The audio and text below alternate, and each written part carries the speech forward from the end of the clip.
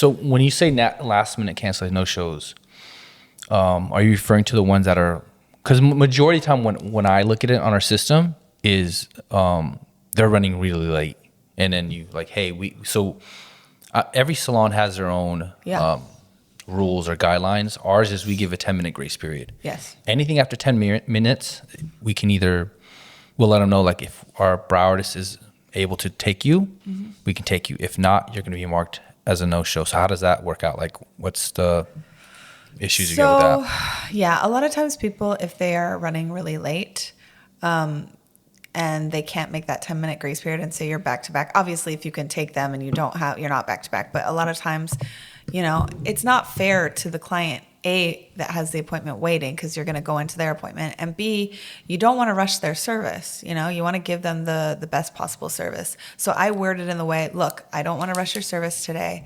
We're going to have to rebook you. I avoid using the words reschedule, because that means that we're not going to charge you for this appointment. I say, unfortunately, we do have a charge for your missed appointment today. Now, if they make a big stink, or sometimes if they're a new client, if you have to kind of like assess the situation. If there's like a horrible accident and they got stuck in that and they're trying to get there or something like that, but if they're just late and they didn't have good time management, then I'll say we have to charge you. And if they make a huge deal, I'll say, look, I have to charge you today, but if you rebook, I can give you a discount on your next service. Or if they really if they're like, oh, I really wanted to come today, I'm going to come tomorrow, book it tomorrow. Sometimes if they're a new client, I'll waive the fee. But I assess each situation about how the client is. If they are if they're very respectful and like trying to make it. Now, if they act like they just don't care and I need to take them and this is so, and that also will weed out clients too, And okay, so you said that you have to assess it basically in real time. Give us like a scenario, I can give one too. So let's say we live in LA, so there's like accidents, traffic, protests. So is that one of them? Like if there's a protest, are you gonna just do you because it's gonna be like the domino effect, because every client will then show up late, because if that person is dealing with that. There was a marathon. The last time I was in LA, there was a marathon on a Sunday. I was working on a Sunday, and I knew there was a marathon. So what I did, I tried to be proactive, and I texted every single client on my schedule. I said, hey, FYI, there is a marathon. If you don't know that, these are the roads that are going to be closed, and you need to take time into account because I am back to back with clients. Okay. Now, if they're still running behind, hopefully they will let you know in enough time. But, there have been times but this is the thing. If somebody is actively trying and there is something like that, if they're trying to get to the appointment, but they can't, I usually don't charge them for that because they are actively trying. Now, if it's just somebody that is consistently late, constantly late and not respecting your time and just, I can show up whenever, you will notice those type of clients that just kind of waltz in and they don't really care, or they don't really, and you have to kind of nip that in the bud because they're not going to change. Yeah.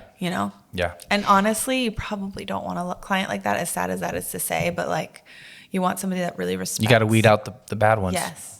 Over time. And then, so one cool thing I noticed that you did, and I was like, what's going on? I was like, what are you doing? Was you'll switch the appointments out in real time. By that I mean let's say someone's running 10 minutes late, but then usually they're more than 10 minutes. They'll be 15 minutes late. You'll tell, and then the next client shows up early. Yeah. So what you do is, all right, this is what I can. Yeah, we could switch. So you quickly switch them out, hey, I can take you right now. And then you message them hey, if I finish up with them, I can take you. Yeah. So you do a quick switcheroo. And that can happen because if you know your clients, one is always early, that can happen. But a lot of times if somebody texts me and they're super respectful, hey, Naomi, I'm in traffic, I'm going to be 12 minutes late, If I know I can do the service in the allotted amount of time, what I usually will do is to kind of give myself a buffer is I will text my next client and say, hey, I'm running 5 minutes behind schedule. So they know. So they're not, sitting there waiting. Where is she? So that's important also to have keep your keep your clients updated, because if you're running behind and it's not because of you, it's not your fault you're running behind, then the next client might be like, oh, she's late. Like, how rude. She didn't, so it's like a domino effect. Then that client gets mad at me when it's really not my fault that I'm running behind, so you have to put those things in place. But then it at the end, it benefits two customers, because one is like, oh, they're taking me early. And two is like, oh my, I'm so grateful that they are switching this appointment out to take me. Yeah. So I think that's. And also, if I do have time, like anywhere in my day, say a client is like, Naomi, I'm so sorry, I'm running behind. If I have time, like in 2 hours, I will move them down, like obviously, and not charge them, because I want to make You're sure scheduling them. I will reschedule them for the same day if I have time, because I want to, accommodate them. But yeah, from a business side, what damage do repeat cancellations create, would you say?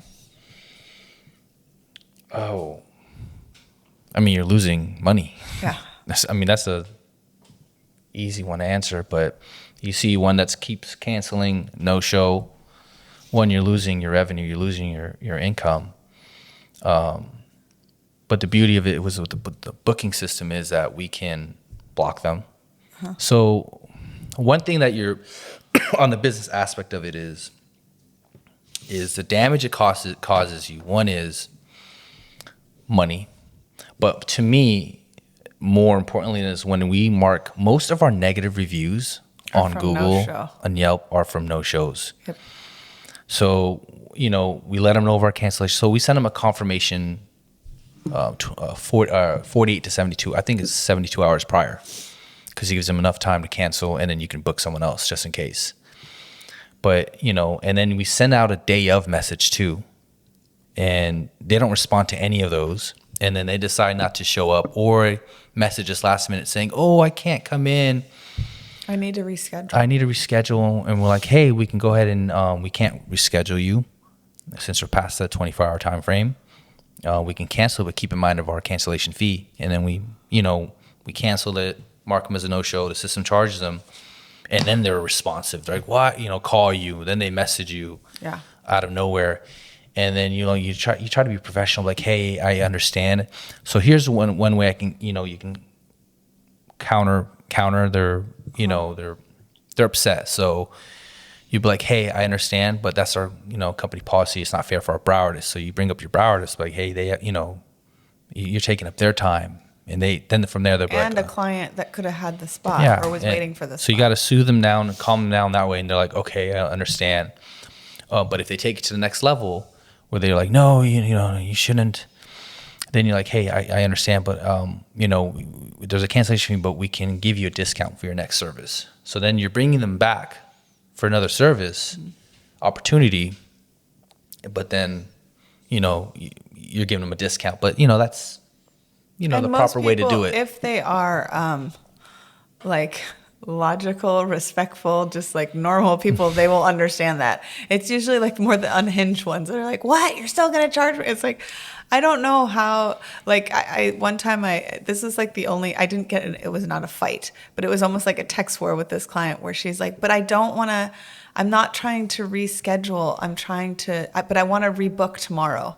And I was like, yeah, but we have a 24-hour cancellation. She's like, no, I'm not canceling. I'm rescheduling. And I was like, and I was like, I don't understand. I don't know how. So we have to cancel your spot. To tell you're missing your appointment. So that is a last minute cancellation. And she's like, no, but I want to rebook tomorrow. I was like, I understand that, but that's another spot. Yeah, but I'm not canceling, so why would I get charged for a cancel? I mean, it went on, and I had to literally just say, hey, look, this is our policy, and I don't know what else to say. Like, but the thing is, it's not the. So let's say they miss a brow wax. It's money. Money's money, but it's more of their negative review that they write, which I think is kind of unfair.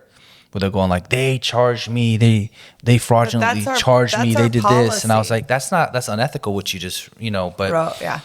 But it's kind of not fair. But that's the main thing I look at is the negative reviews on all these different platforms. Which social proof is very important in our industry. People look at reviews, and hence like the reviews are particularly for no shows, and not for quality of the service, so people understand. And then most importantly, when you get a negative review, respond to it. Yeah, and protect and stand up for yourself. Like say, hey, this is not what happened, or this is why we did this, or whatever. Because people, and you want to be really respectful when you respond as well. Which anytime we reach out to clients, we are so respectful and so professional. We are never mean or rude or anything like that. But yes, when people are looking at your Yelp, they can see for themselves like the kind of like crazy client that was like 90% of our reviews are they charge me for no show. They charged me because I canceled and I didn't even respond to their cancellation, but they charged me and stuff like that. But normal logical people will understand. Okay, I get it. Any place has a no show. If you go to Dry Bar and you don't show up, they will charge you for your blow dry. That's normal. Yeah, and it's if someone responds, sends us a soft tone message saying, oh, hey, I'm so sorry, I won't be able to make it today. Is there any way I can reschedule? We respond in a way like, hey, just keep in mind. And then if they say, hey, I can't afford it, or this is hard on me, we completely understand the situation. But if someone comes out to us aggressively,